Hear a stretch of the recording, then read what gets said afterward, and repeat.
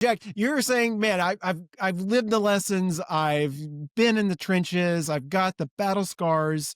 I would love to hear what are some of the things that you've been sharing with me on how businesses should think about growth, and as they're starting to make waves from that 30 to 50, then to 60, and so on. So what are some of the things that maybe some life lessons are like, don't ever try that again, or maybe you're like, you should lean in here. So, I think I'll start the same way I did the first time we spoke, Travis, right? Before you can talk about 30 to 100 million, you really have to think about the foundations you lay from from zero to a million. Then let's say from zero or from a million to five, from five to 10, and so on. It all has to do with scale, right? So Mhm.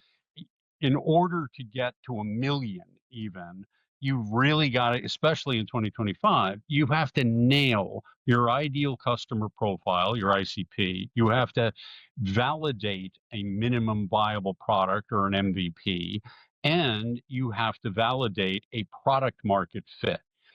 Those, there's a lot of buzzwords. If you spend all your time on LinkedIn, it kind of sounds easier than it is. But the part that people really want, or prefer to avoid, is the hard work around customer discovery, right?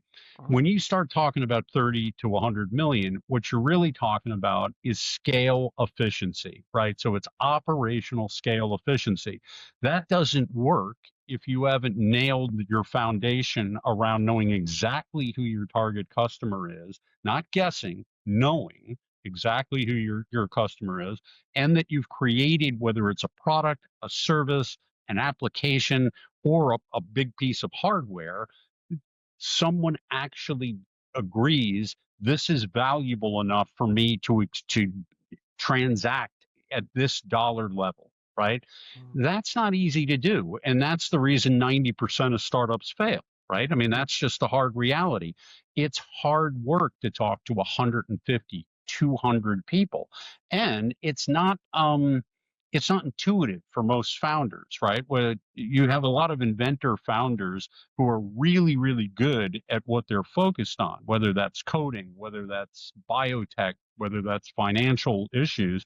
They're not as used to talking to end users in at arm's length, right? You don't go to a customer and say, hey, I have this great solution, do you want it? You go to a potential customer and say, tell me about your day, tell me about your week.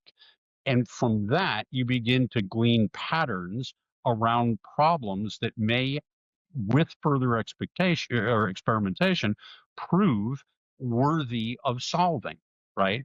That's the part that's just keeping yourself emotionally at an arm's length from your assumption or your proposition, and the customer validation. That's the hard part.